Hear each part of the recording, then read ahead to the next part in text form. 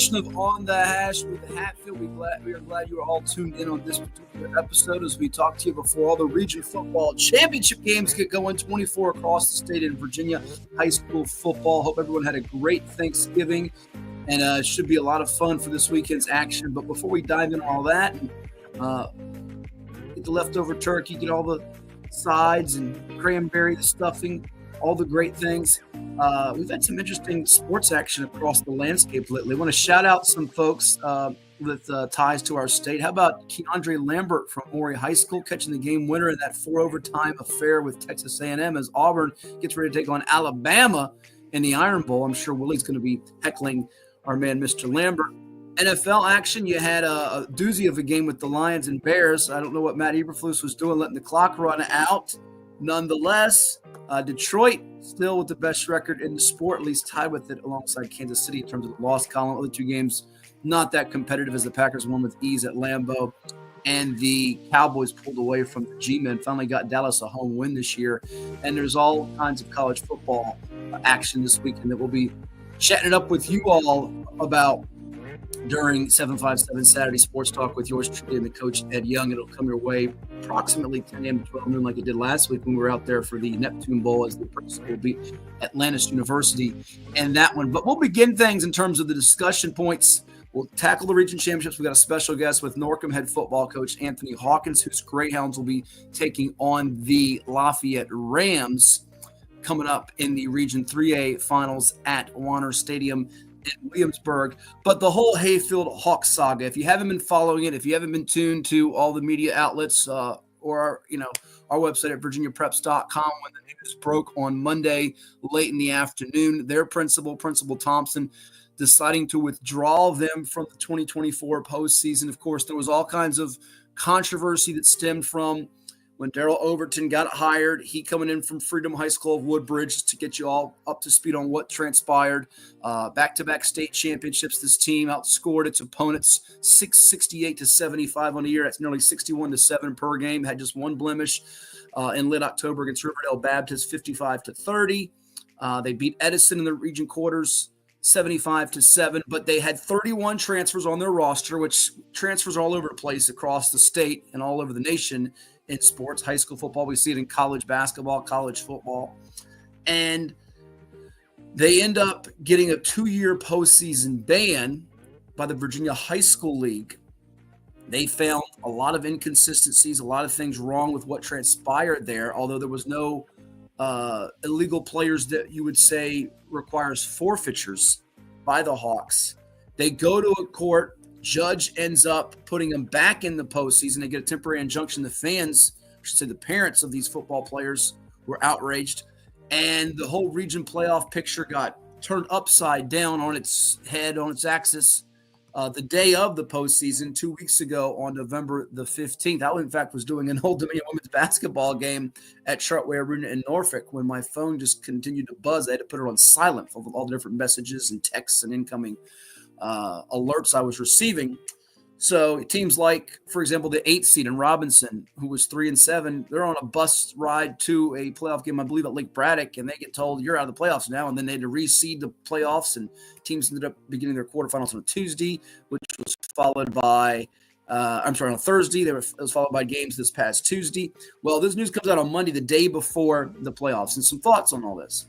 Number one, the principal trying to save his job here. That's bottom line. If you can tell me to my face, Principal Thompson or anybody out there, that he had no knowledge of these text messages, which was basically the smoking gun, the damning evidence here, where the athletic director, activities coordinator, I'm not sure his exact title, he's not the AD anymore, Monty Fritz, former football coach at Mount Vernon, who I'll get to in a moment. I'm going to get to him in a moment.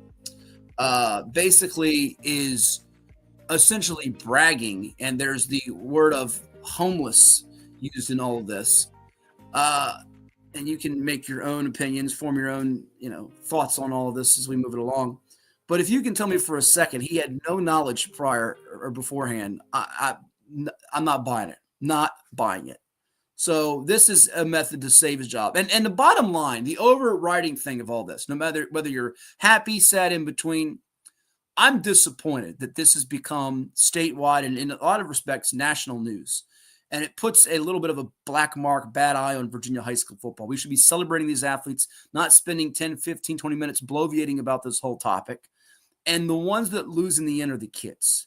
They're the kids that play for Hayfield, play against Hayfield, the ones that were there before any transfers arrived, even the transfers, teams from other schools, their players all across the region being used like a yo-yo, a back and forth tug of war here, because we have adults.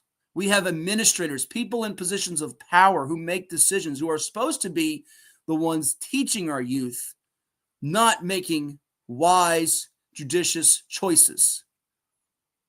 That's what disturbs me. And Fairfax County does an investigation. They find nothing wrong, but the Virginia High School League apparently found enough to issue a 2-year postseason ban, which I also wonder, as I'll get to that now, where does that stand? If there's a coaching staff change, administration changes, are we going to penalize student athletes that had nothing to do with this for the next 2 years or just next year? That remains in question. I'm sure the VHSL will come out and discuss that or have a statement later on, probably when the playoffs are done. They'll address that issue, probably have some meetings, and they'll figure that whole thing out. But let me get to the AD now, Monty Fritz. Your lack of accountability, your lack of integrity in this whole ordeal is just downright disgusting and deplorable, okay? I'm just going to put it like it is. For you now to you won't show your face. You're going to go to another country now and bolt. And you're the ones, think about this. Hayfield, the judge puts you in.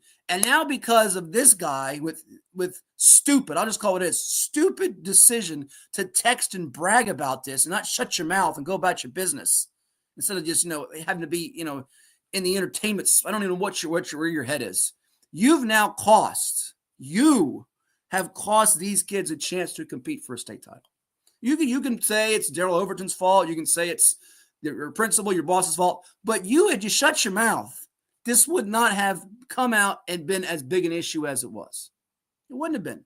And they might still be playing now. So where are you at? I see Coach Overton issue a statement, which I didn't love his statement, but where are you? You've gone into hiding. You just disappear off the face of the earth. Poof. You know what? Shameful. The other element to this, Fairfax is a number 4 seed. They get the bye. I understand why they get the bye, but I sit here and I'm thinking if I'm Lake Braddock and West Springfield as the number 2 and number 3 seeds, you're going, hold on now. We have to play on a Tuesday, turn around and play the region final on a Saturday. Fairfax gets all this rest and they can game prep and watch our game and just sit back and chill with the turkey, with the stuffing, the drumstick, the potato salad, the mac and cheese, whatever the sides they're eating, and just rest up for the game on Saturday. 3 games in 10 days for the Bruins, who will be hosting that region championship because Lake Braddock took out West Springfield in its Occoquan Region 6C semifinal. I don't love it. I don't put any blame on the VHSL in this. And by the way, there are people that are bashing the VHSL. If you want to criticize the VHSL for other things, that's your own right and opinion. But to me, Fairfax County and its lack up the top, and the leadership above even Fritz, by the way, Thompson, superintendent, all those people in my eyes, they've either got to go or they've got to suffer some kind of penalty, consequences, repercussions. They're not absolved from all this, okay? I know it came down hard on Fritz there, but they're not absolved of all this. But Fairfax County is the one that dropped the ball more on this than the VHSL, because how they did all this investigation with the 31 transfers, 14 from Freedom, and nothing came out, but we get to this stage where it ends up they have to be removed because the principal's facing the pressure and he wants to save his own hiney. That's what I don't love here. The 6A championship, or I should say the Class 6 state championship. I made this statement when the whole investigation was taking place and unfolding, whether we'd see Hayfield get there or not. And I'll stand by what I said. I am saddened that I don't get to see a Jeffrey Overton Jr. get a chance at a three-peat, a third ring. He's going to go to Virginia Tech. I don't feel too badly for him in the big picture, in the sense of he's still going to make plays and be a Sunday or Saturday star, may have a chance to play on Sundays. Isaiah French, the quarterback, the receivers, Vincent Ordenis, Juju Preston, all those guys. The ones that were there at Hayfield before them, I feel my heart aches the most for them, in addition to some other kids around the region and state. But I made the comment, and I'll stand by it, although I think it does lessen as we move it along, as we get closer to state championship Saturday. There's going to be this cloud that hangs over for whoever wins this thing now. They're going to say, yeah, but. Should they or shouldn't it? That's not my decision to make. That's your own opinion. But there's going to be this feeling, yeah, but you didn't have to go through Hayfield or beat Hayfield, no matter how that team was assembled, put together, whatever your feeling is on it. There's going to be that feeling for whatever team that is. If it's a Madison, if it's an Oscar Smith, it's not a Battlefield who got knocked off last week. We'll get to Region 6B, and its surprising final between a 5 seed and a 6 seed with Patriot and Colonial Forge later on in the program. But there's going to be that feeling. Now, the Tigers and the Warhawks, who I just referenced, they're the ones probably feeling the greatest about this. They better not look past Highland Springs, a perennial power, and Washington Liberty, who are mighty, mighty good in both cases. Anyhow, nonetheless, I feel like that's the sad part in all this. Is this whole ordeal and saga done? Remains to be seen. I'm not sure it is because it has been a roller coaster. I made the comment, though, to a couple of coaches and a couple of administrators because I had gotten wind of what was on these text messages. The Fairfax Times, which did some very in-depth reporting on the whole topic, actually published those text messages, and people can go pull them up and see. But I had said to someone last Friday, before the second round was unfolding across the state for most of the regions, with the exception of the Occoquan and Region 6C, that 60-40, my feeling was, gun to my head, don't put a gun to my head, please, but that's what my feeling was, that I thought by some point before the courts met again on this whole case, which I think is scheduled for December the 4th, if I'm right, which, by the way, is coming up, and they're still supposed to have another hearing on this, that 60-40, my gut was, right or wrong or indifferent, that the state semis, they would be pulled out of it by then. That was my feeling. Didn't feel strongly about it, but I felt 60-40 was the way I was thinking. I didn't think it would come on a Monday before the second round for Hayfield against Fairfax and a few days before Thanksgiving. The timing in this whole thing was not great anywhere around. And here we are with this situation.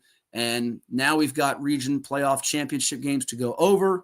We'll pretty much put the end on this topic now and go forward. And if there's any more fallout, we'll address that as we go. So Derek does ask, is the upcoming court hearing canceled? I've not heard, Derek, if it is or isn't. I would assume it's still on, and we'll see what transpires as we move it along with this whole situation. But I am wondering about the postseason ban, if it is still going to be in play, and what you hope for the whole Hayfield community and folks that are, following orders, that they don't become Freedom Woodbridge, which didn't win a game, didn't score a point this past season, and it hurts their program and other athletic programs at the school. And you hope that they can get some semblance of normalcy back in Fairfax County. Fairfax County, there are people in positions of power that have a lot of questions to answer and have a lot of things to do to get back into good graces. And there are people on the school board. There's people now are coming out of the woodwork and speaking and addressing this. Members of committee, they're all coming out touching on this. And, again, I don't feel like this is the best situation for high school sports and high school football, that we have to spend so much time on it.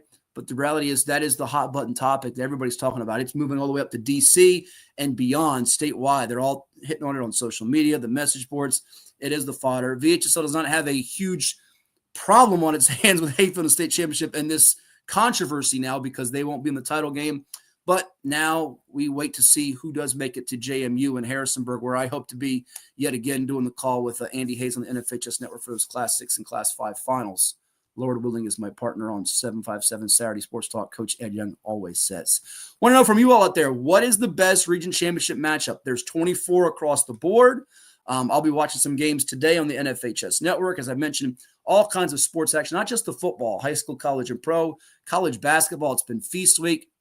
I've had some OD women's basketball play-by-play responsibilities. I've still got one coming up on Saturday that will prohibit me from watching a game. We've got Old Dominion's ladies taking on Oakland University as the Monarchs try to bounce back from a loss coming up on Saturday. They lost to Ohio State yesterday on Thanksgiving Day down in Florida, and 5-2 on the season are they. But some thrilling games in college hoops, and we'll be spending more time talking about all the college basketball and high school basketball get ready to start. I know it's always a a challenge with the overlap, especially for me, someone that covers it for VirginiaPreps.com with our previews, our top 10s, and all the content we try to supply for all of you out there. And you watch the show a lot of times up on VirginiaPreps.com, in addition to our Cova Sports TV YouTube channel, where we always encourage you to like, share, and subscribe. We're on LinkedIn, Facebook, X, Twitter, as they call it, my Instagram at Hatfield Sports 2K4.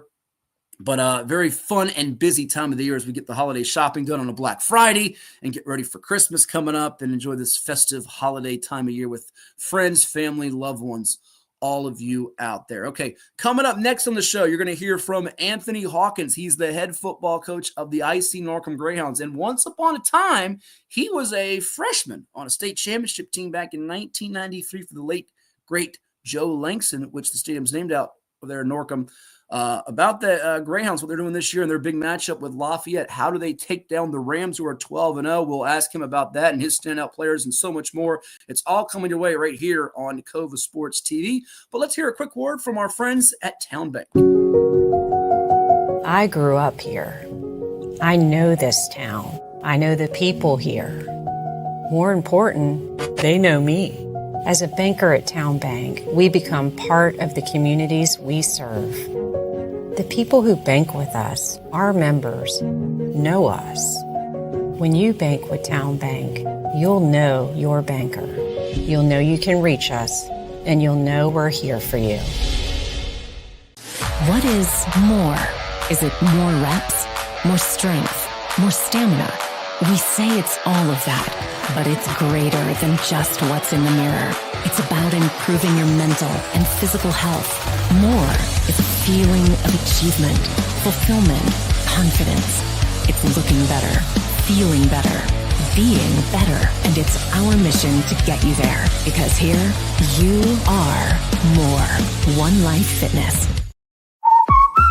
What's up at DQ? Oh, just the best deal ever! The $7 Bacon Cheeseburger Meal Deal. Bacon cheeseburger for a limited time, plus fries, drink, and a sundae. Yeah, this is not the time to be modest. It's all full size for just $7. And there's bacon on that burger! The $7 Bacon Cheeseburger Meal Deal. Now, for a limited time on the $7 Meal Deal lineup. Only at DQ. Happy tastes good.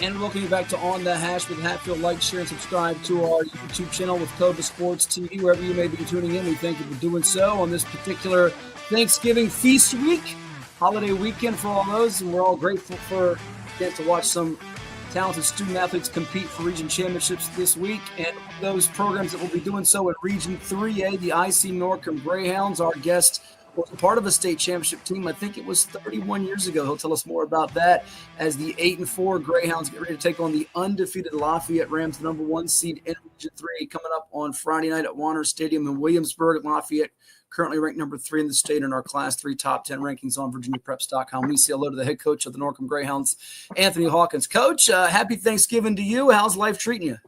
Happy holidays to you, Matt. Life is good right now. We're practicing on Thanksgiving, so that's a great thing.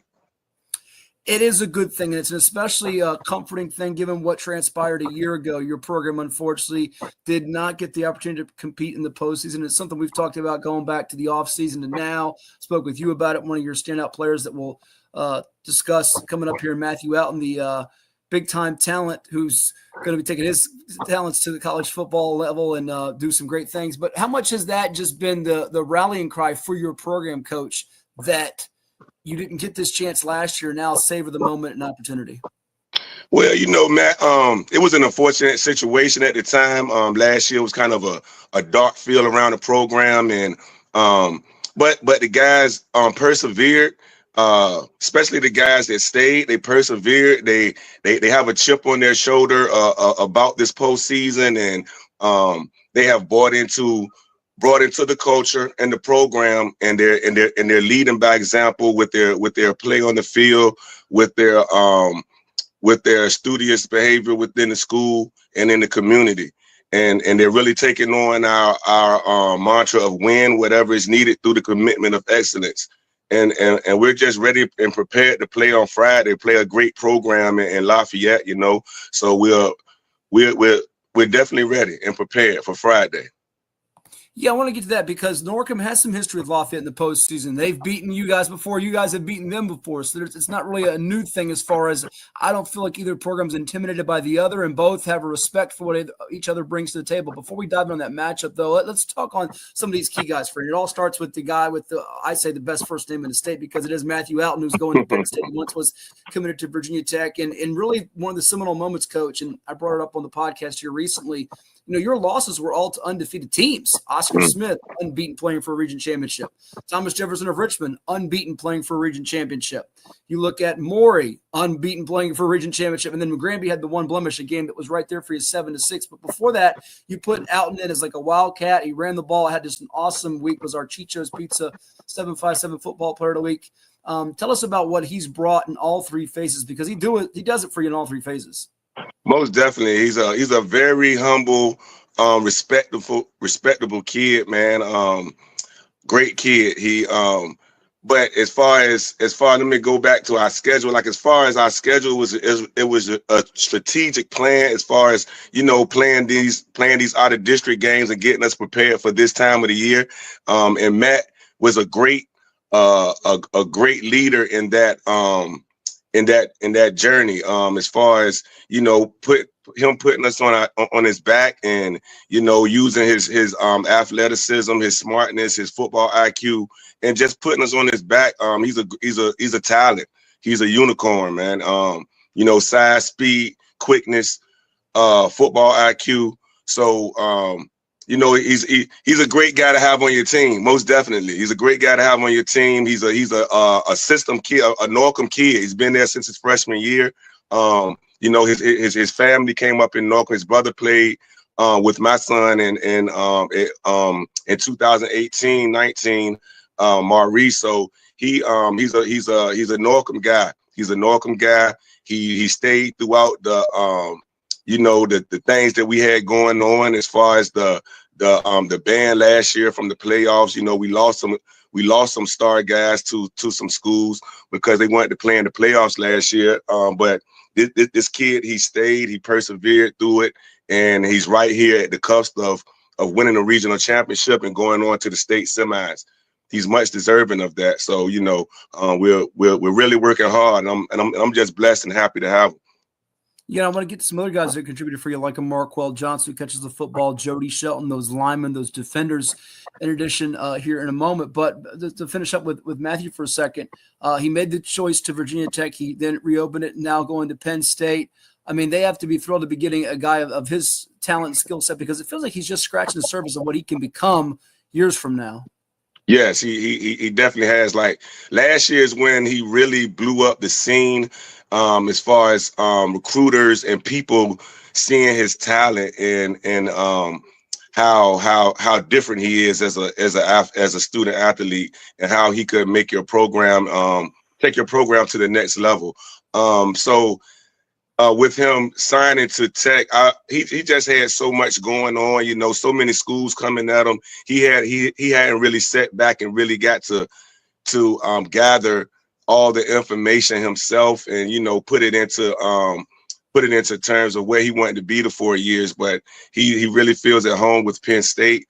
Penn State really shows him a lot of gratitude and courtesy as far as getting him there and showing them that they love him. So Penn State is a great place for him to be this year. He's very excited.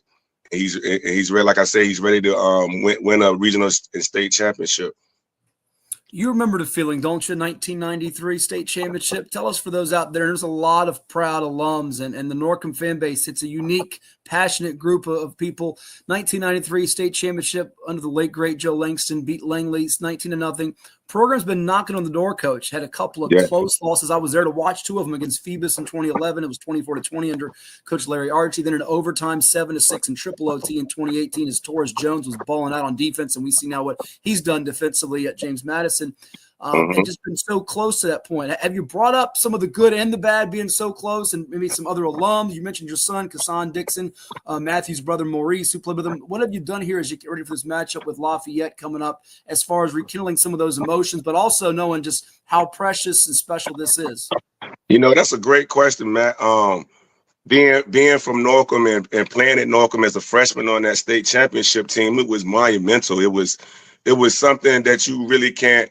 Back in the 90s, football was so prevalent in this area as far as the fans, the love for the games, and our games used to be sold out at 5:30. I just remember all that. Remember the high school pageantry then, as far as the love for football. And I tell the kids all the time, I was used to playing in front of sold out crowds and things of that nature, and how Norcom was a football power, and that's the culture that I'm bringing back.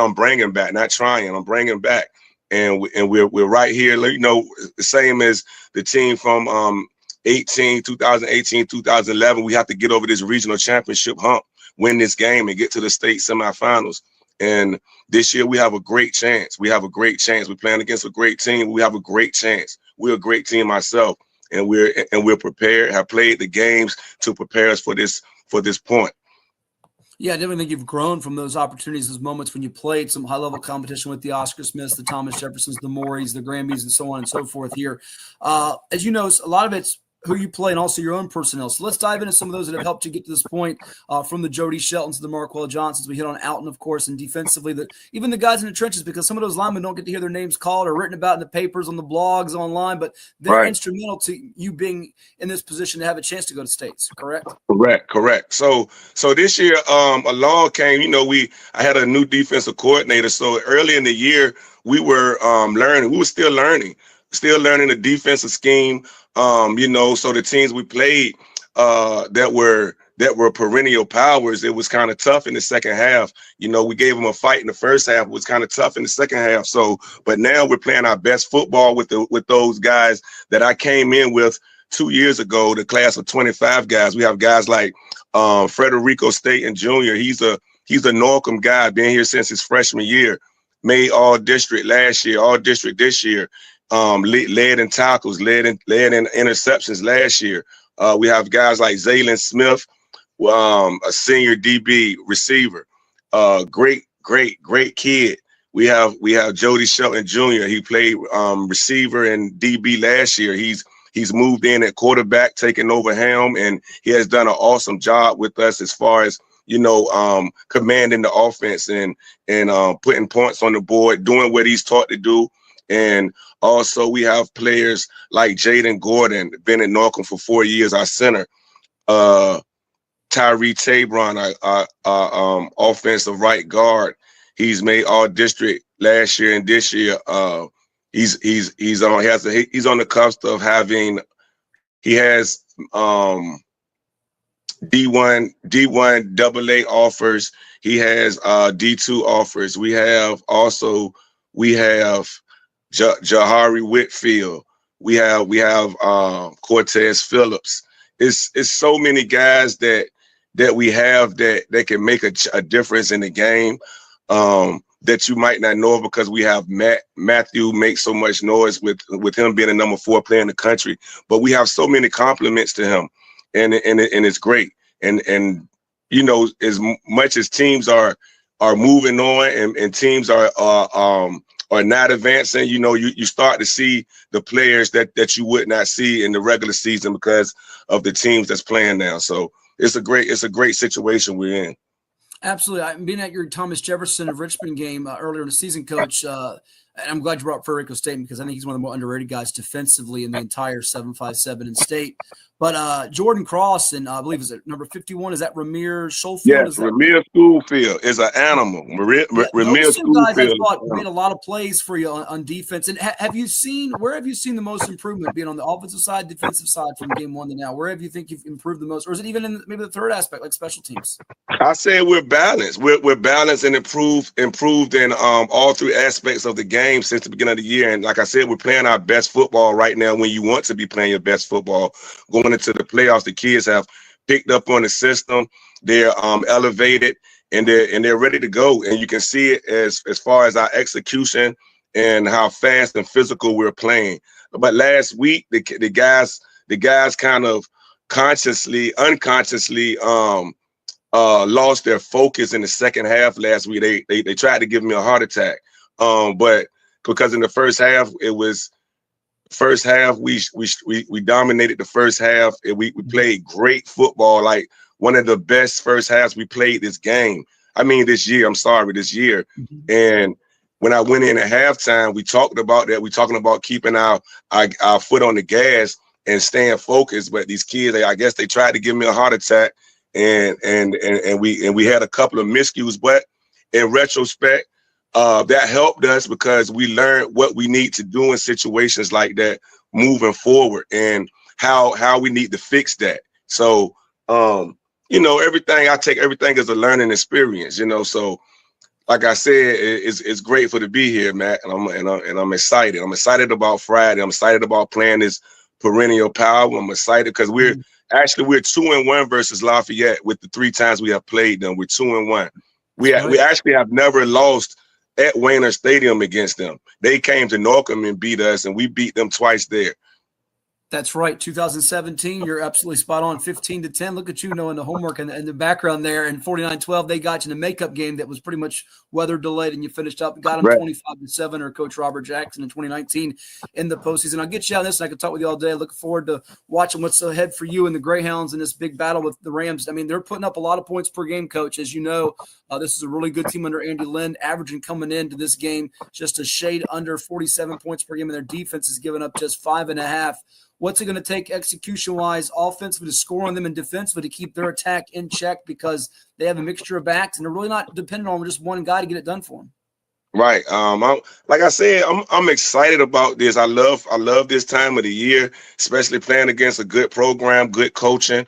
But we definitely have to stop the run. Definitely have to stop the run. We have to be sound. We have to be fit in the gaps. We have to be disciplined, and just do what they're asked to do, and we're going to be fine. I feel like Lafayette hasn't seen an athletic team as athletic as us this year, as talented as us this year, and we can coach at the same token. We can coach at the same token. So it's going to be a great game, a great championship matchup. A heavyweight fight, and that's what football is about this time of the year, So I'm very excited. I'm very excited for the challenge. Our kids are very excited. They can't wait, and let the chips fall where they may. Well, Norcom trying to get back to the state playoffs for the first time since those glory days in 1993. Anthony Hawkins' Greyhounds coming into this one at 8-4 overall. They'll be taking on the Rams of Lafayette, who are the number 1 seed in Region 3A. Thank you so much. All the best to you. Happy Thanksgiving. You got all the Norcom stuff in the background. I love it. It should be a fun one on Friday night in Williamsburg, and we'll be talking down the road. All right. Thank you, Matt. I appreciate it. You bet. It's our pleasure. Anthony Hawkins, our guest, the head football coach of the IC Norcom Greyhounds. We'll take a timeout. We've got more coming your way here. It's On the Hash with Hatfield. We'll go through some of the other matchups across the state from Class 6 down to Class 1. You're watching right here on Cova Sports TV. Now a word from those that make it possible for us to bring you the show each and every week.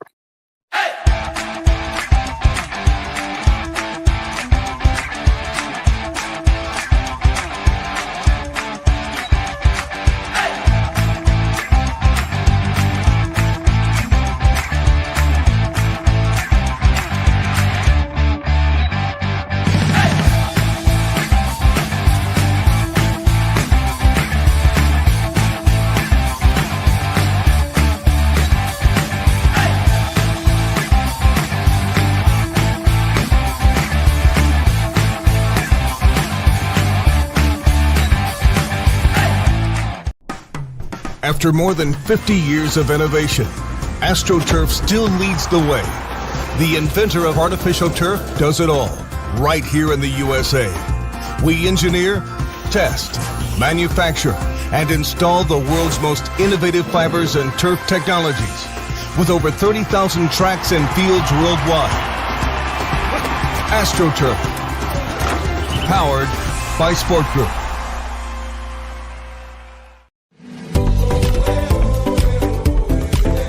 As a lifelong local, avid waterman, coach at Kellam High School, coach at the Virginia West Soccer Club, also a member at Virginia Beach National and Hanover Ridge Golf Club. The 757 is a great place to live and play. As a seasoned realtor at the Bryan Group, I know I can find you the perfect home.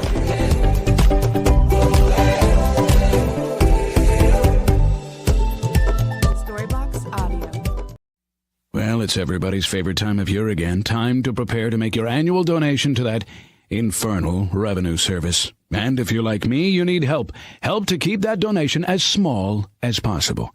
You need John Maynard. PFP, LUTCF, EA, all those initials behind his name mean he's qualified to work on your taxes. He's an ATA, accredited tax advisor. He's an ATP, accredited tax preparer. He's a fellow at NTPI, the National Tax Practice Institute. And if all that weren't enough, he's also been voted the best of Norfolk and the best of Virginia Beach awards. John Maynard has been professionally trained in tax preparation and representation. He brings to the table over 30 years' experience in federal and state returns. He delivers personalized, one-on-one service, and he's a certified electronic filer. The IRS likes electronic filers. So get off your W-2 and call John Maynard at John's Tax Service, 455-6763.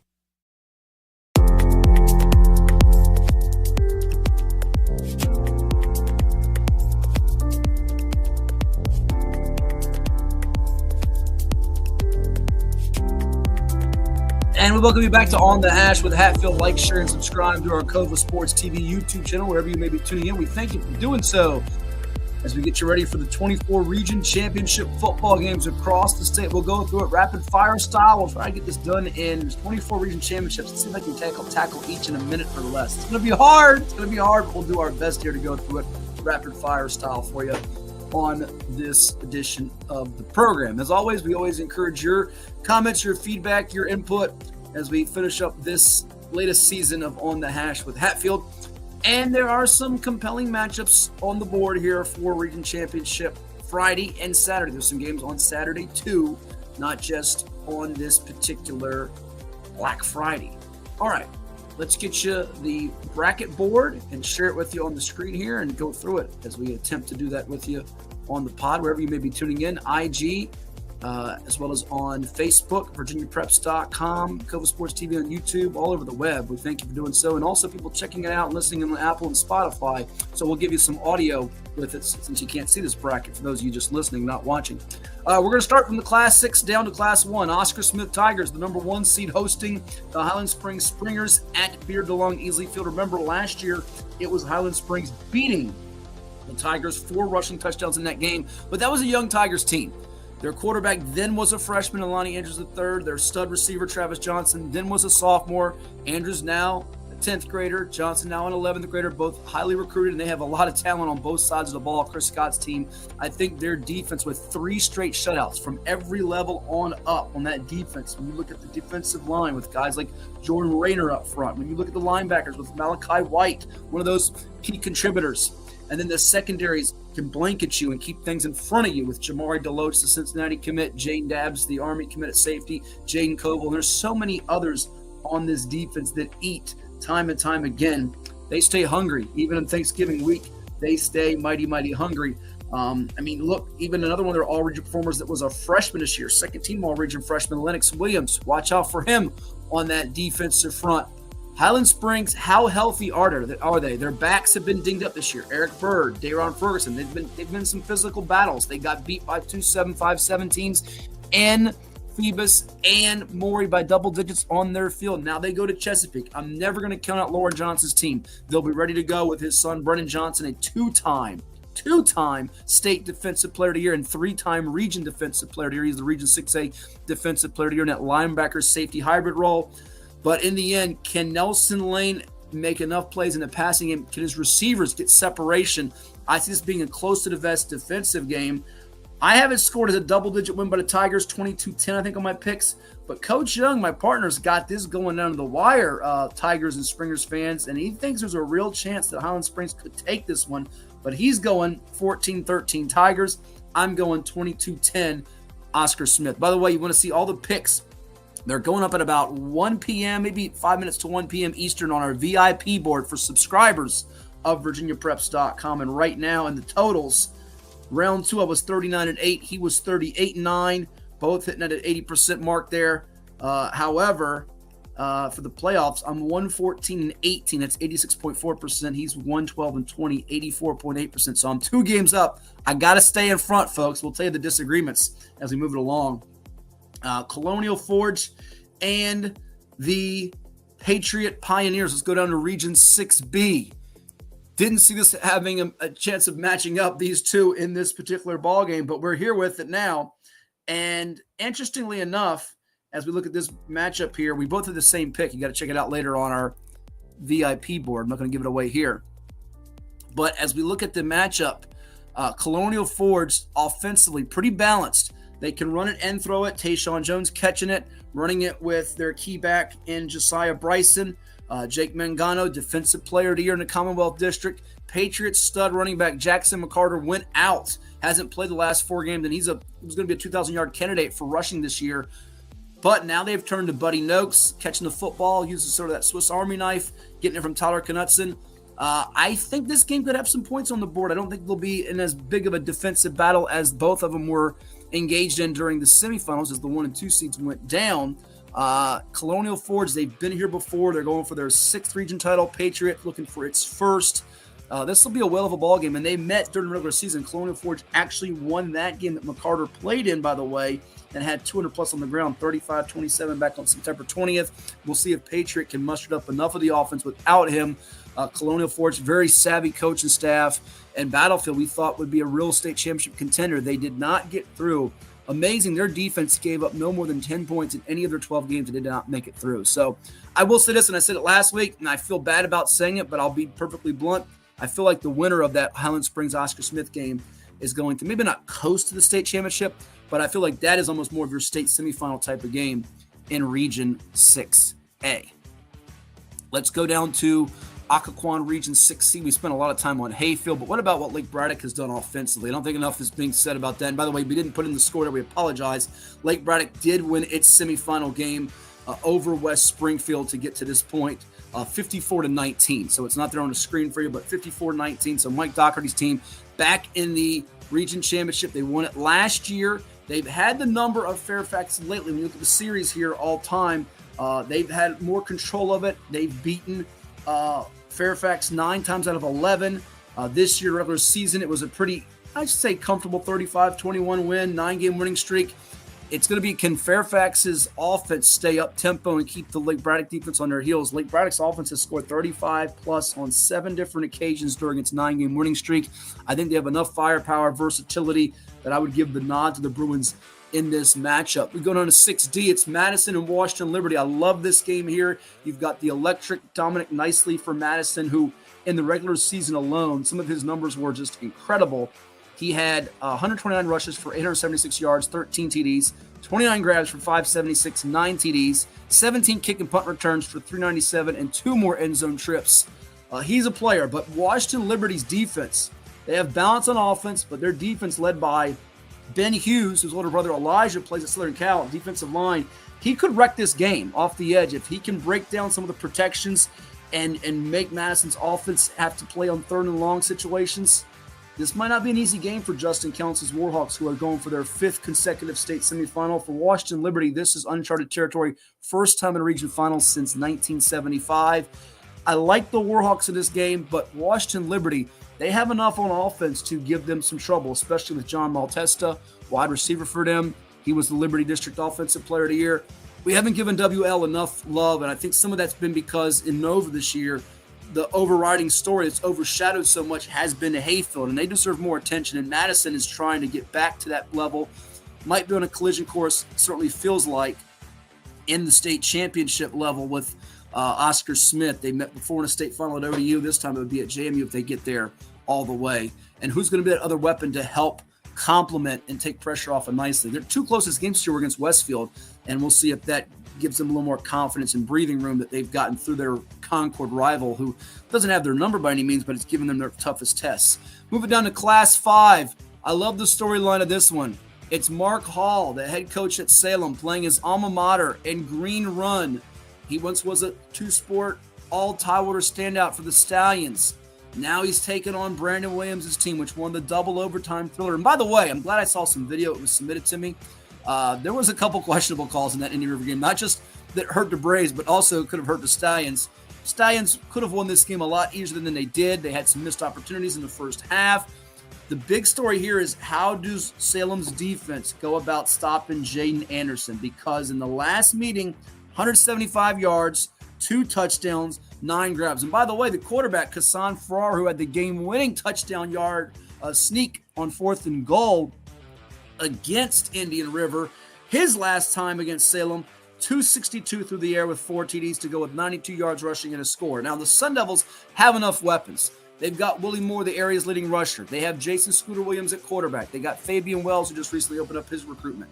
You got Kassir Patterson, big-time sophomore. So there are enough pieces, chess pieces in place to give the Green Run defense some challenges.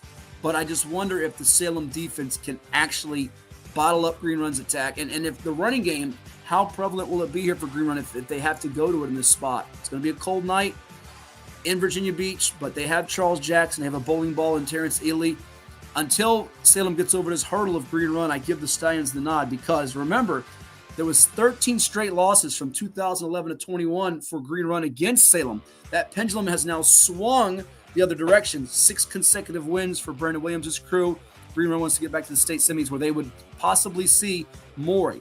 Although, are we sleeping on Kings Fork? Not enough attention about what Anthony Jofrion's Bulldogs are doing this year.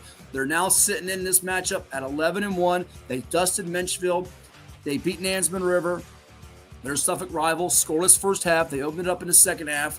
Can the offense here against this Maury defense, it's probably not getting enough attention, how great this Maury defense is. Last week we saw Kendall Daniels get not 1 but 2 picks, one of which he took to the house. They've got a really formidable linebacker core with Isaiah Ike Simmons, Dylan Goad, and then the defensive front can get pressure on you quickly. By the way, Carlton Smith, the player of the year at linebacker, who's going to Maryland. Don't want to leave him out, by the way. He's been one of the best newcomers in the entire 757 from the linebacker position. But then that defensive edge rush with Leslie Hines at one end and Ari Watford, the Clemson commit, the other, can really break things down for the offense. It's going to be about, can Kings Fork's passing game generate enough? They have a good core of receivers.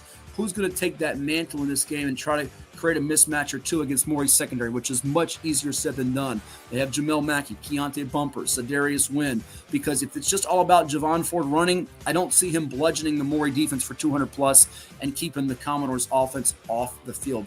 That's going to be the real tough order for Kings Fork in this game. But you give the nod to Maury, just too much firepower on offense, their deep receiving core, and it's going to be, can they make Newkirk less of a factor with his arm and legs and force Maury to have to convert those second and third medium situations with the run game? They want to do it with the pass game, but I don't know that anybody can slow down Maury's passing game right now unless you get pressure up front and create it with your defensive line. Commodores just a few wins away from capturing their Class 5 state championship. They seem to be on that mission to get to JMU on December the 14th. Region 5C, William Fleming, LC Bird. All right, folks, we'll give you this one. This is a disagreement for Coach Young and me. One of us has Fleming, one of us has Bird. Skyhawks, Jason Wright at quarterback, having a really good year. You look at the postseason pedigree of LC Bird, 42 playoff wins versus 33 losses. Fleming, this is somewhat like new territory for them. Yeah, they got to the region championships at 8 seed last year, but they had to rally last week from down 14 in its matchup at the half with Louisa to end up squeaking by. They got a 2-point conversion stop, and they've got some other guys that have stepped up for them to go with Malachi Coleman. They're a great running back who's committed to Syracuse. One of those key guys that has stepped up for Fleming here lately, and it was the guy that made the big tackle in their win over Louisa, is none other than Karan Ferguson, senior. End up also getting the onside kick recovery after they had stopped him on the 2-point play They did a good job in the second half defensively against the run. Bird's going to want to establish that running game. It's all about that. But this is a total coin flip game. And I do feel like the winner of this game believes, whether it's true or not, that they will take down the winner of the Region 5D game. But I like this Region 5D game. It's not getting enough love. It might be one I watch this afternoon on the NFHS Network with Riverbend and Briar Woods, both at 8-3. Briar Woods has dealt with a rash of injuries, including to William Trey Dudley, the running back linebacker, who we believe is going to be back for this game. He just changed his recruitment commitment from James Madison to Syracuse, by the way, so scoring for the Orange.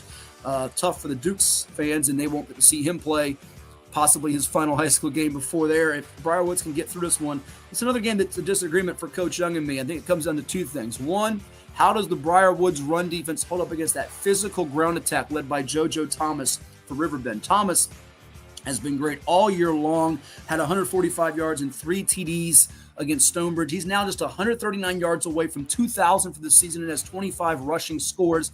Riverbend didn't complete a pass. They attempted just one in its region semifinal win over Stonebridge. Conversely, Briar Woods, a little more balance on offense. They love to air it out there with Brady Carmichael, their quarterback, who's a linebacker going to Navy. They can also beat you with the run. Defensively, though, can they hold up against that running game? They want to stretch the field, though, with Colin Capperstern, who had a 200-yard game. I think he had 7 catches or 9 catches. It was 7 catches and 3 scores against Massaponax. Does Riverbend's secondary give him room to operate, or can they double him and force those secondary third receivers to have to beat them? That's the fascinating watch in this one. Another game like the Fleming and Bird game that Coach Young and I disagree on. Who prevails?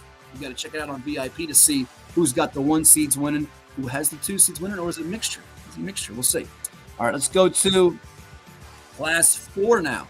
It's going to be more than a minute per game. Sorry, folks. I'm a little long-winded, as you can tell.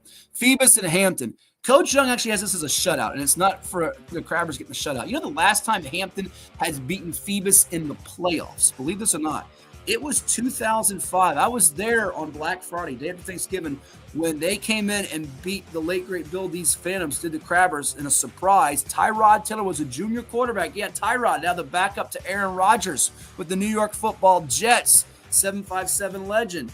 They went on to win a state championship. Then next year, they got knocked off surprisingly in the playoffs by Maury with Doree McCain. Coach the Commoners catching the game-winning touchdown pass. You know that from Stephen Kelly. How about that? It's going back in the way back machine for you. Talking, 18, 19 years ago. I was doing that this long ago. It means I have no life or something. I don't know. Phoebus, though, they've dominated the series as of late. They keep on rolling along as the beat goes on from the late, great Bill D to Stan Sexton and now Jeremy Blunt. 46 consecutive wins. They won this matchup 37-3 back in October. I was there for that at Darling Stadium. It's going to be hard for Hampton in this game. Can Marcus Chapman have enough time to sit back in the pocket and operate? Hampton is more pass-driven. I think Coach Young hit the nail on the head with this one. They don't do a lot with the running game in their backs, and it's hard to do that against this Phoebus defense. So you figure the Phantoms take this one.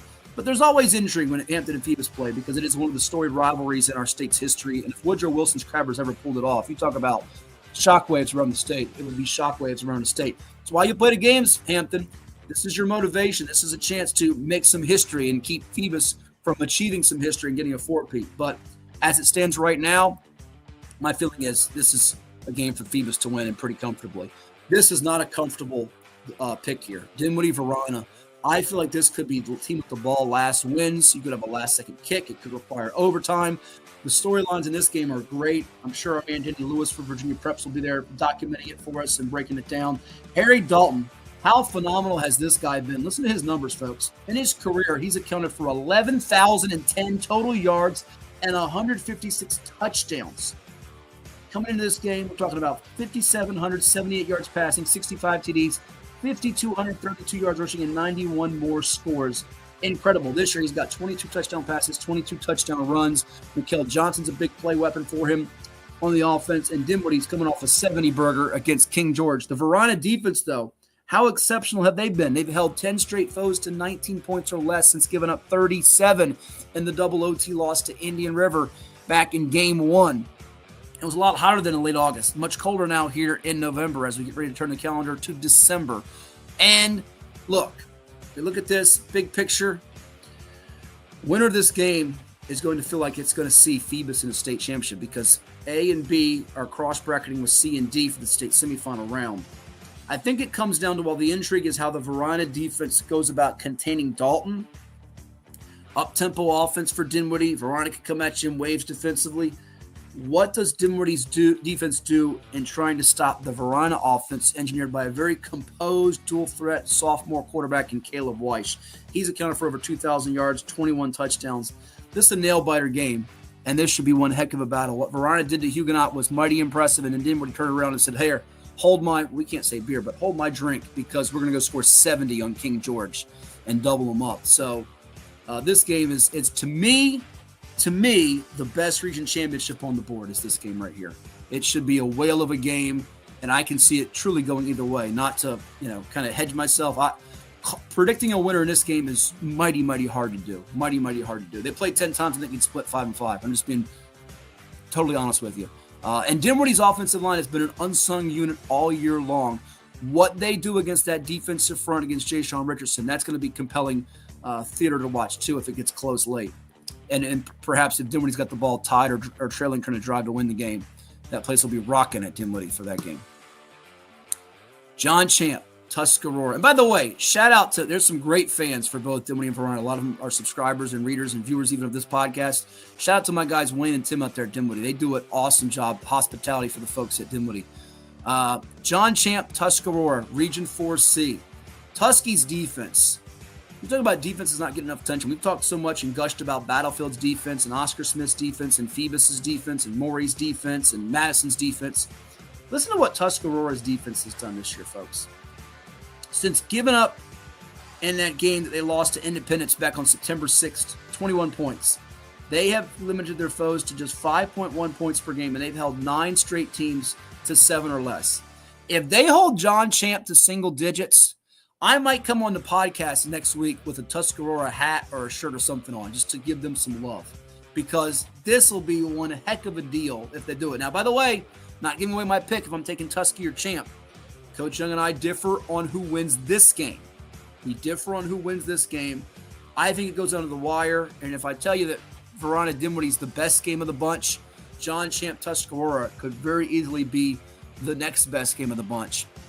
Protection for the quarterback and Brendan Pena is so pivotal for Champ in this spot. And then conversely, how does the John Champ defense go about keeping Dawson Poe, the wide receiver, at bay? There are guys on that Tuscarora defense like Tristan Teasdale at safety that come down and make some huge plays in this game. But I really think this is a great game. Can go either way. Remember, last year, it was John Champ with the lead, and then Tuscarora rallied to beat them 24-20 in the closing seconds. They've got home field now to the Knights, and they remember that game rather vividly. We'll see. And it's sort of like the Verona Dinwiddie game. The most intriguing part of this game is the offensive Champ that's so prolific, scores in the 30s and 40s, air Aldi against that Tuscarora defense. But it could be determined by what Champ's defense does against Tuscarora's offense. Does Tusky get some balance? Do they get a lead? And does that change the flow and direction of the game? Take away the running element for Champ? That could determine a lot of this game here coming up. Here's another good one in Class 4 Region D.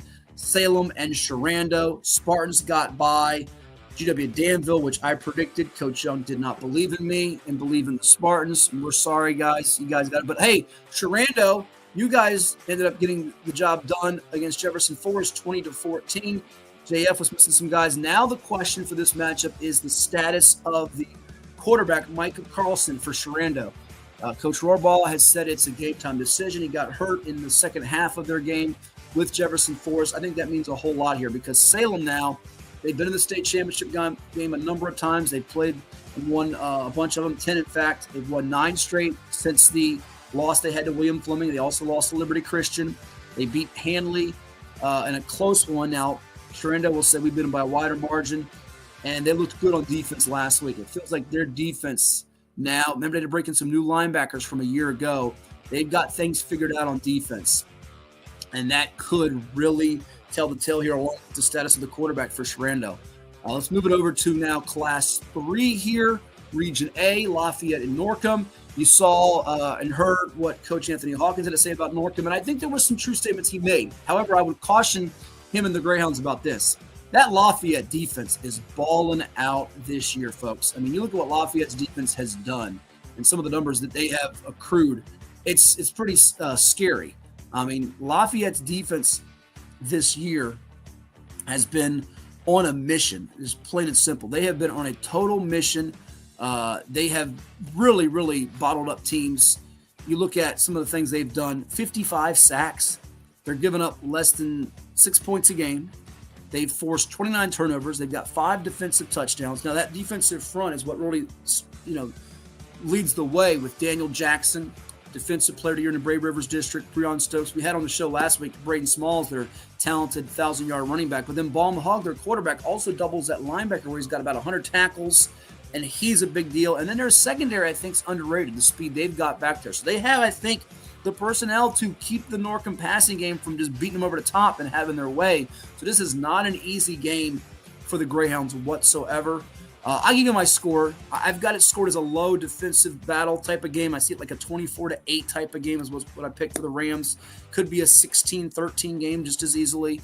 Norcom needs to get in front. They have to get a lead because if they do that, it could force Lafayette to have to abandon some of the things they do on offense. They are a patient, really well-coached team under Andy Lynn, but that could change some things up. Lafayette's not been in a trailing spot or a deficit. But I think this Lafayette team is playing really, really well. They love their line. They love how their defense has developed, and you can see why. And if we get a Lafayette-TJ matchup, which is what I'm about to show you coming up, that could be just fascinating. Now, in the case of Kettle Run, they needed Armstrong to miss a field goal late. Got the win last week, 36-34. It wasn't easy. You know how much respect I have for Coach Charlie Porterfield and his Cougars over there trying to get back to the state playoffs. They lost in a championship at the Class 4 level just a couple years back. And look, 44-yard field goal is not easy to make with 20 seconds to go. And Kettle Run was down by double digits a couple different times in this game. They were down 27-15. They were down 34-22. Virginia Union will be rocking for this game. I think our buddies Gary Hess and Gary Criswell will be doing the game on radio for folks in Richmond or want to tune in on the Odyssey app. I'm sure Gary Hess will have a link on his Twitter or X page for that for all you football fans. But this Kettle Run offense, I mean, certainly, they can give the TJ defense some fits. Obviously, their quarterback is a really big deal in Jake Mulhern. He can beat you with his arm. He can beat you with his legs.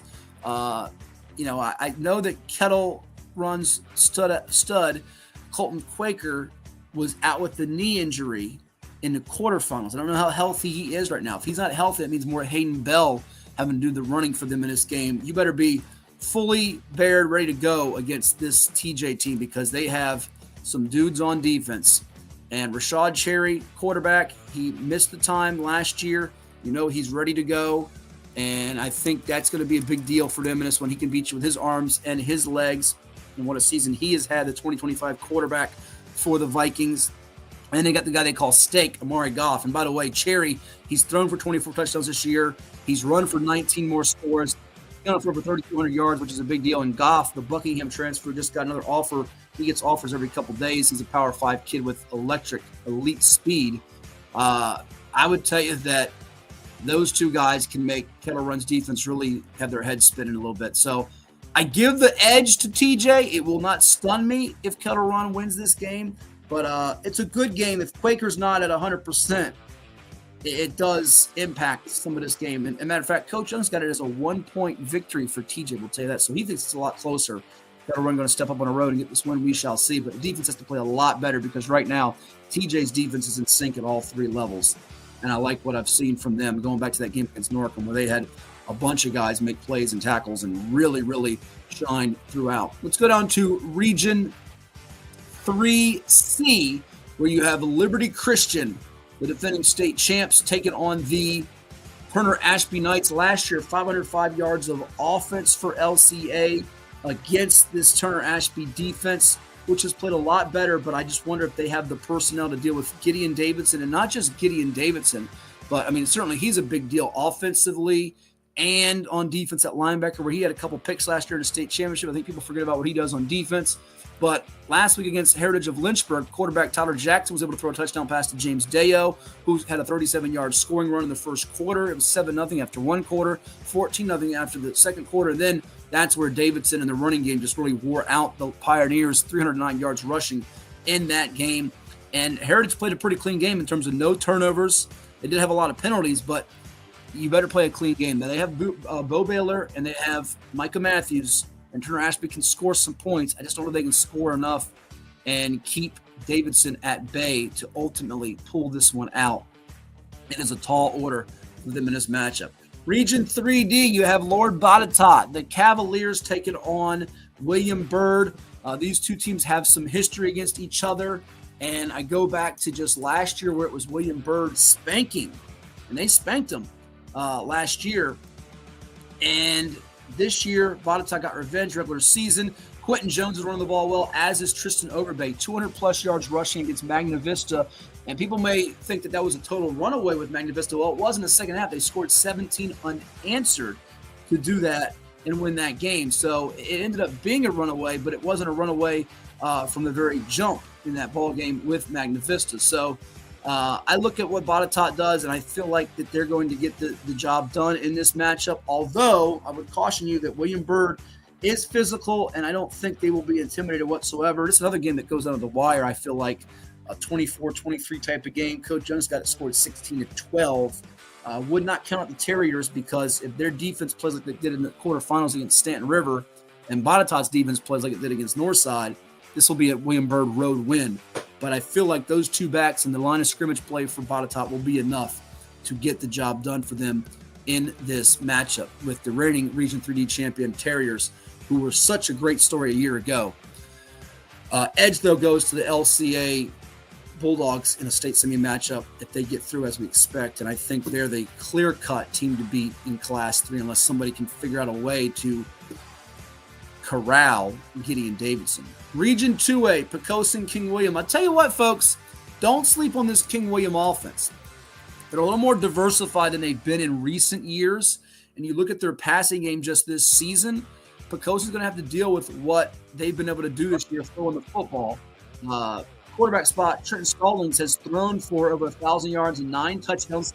A little bit error prone. They got a good back in James Stewart, closing on 1,000, and as a team, they're averaging 6.1 yards per carry rushing. Now, I think this is a game played in the teens, maybe low 20s.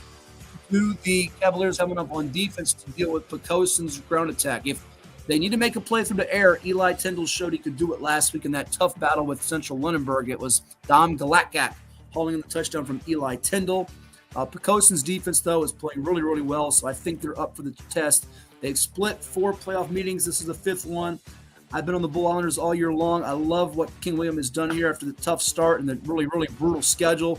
But push comes to shove, I have to give the edge to Poquoson in this game. Let's go down to Region 2B, where I'm surprised at my partner, Coach Young. He is not taking Buckingham like I thought he would. Buckingham's defense, Seth Wilkerson's team, they've been great all year long, led by William Motley there at linebacker. They've given up no more than 15 points in any game. They've held 10 straight opponents to 7 points or less.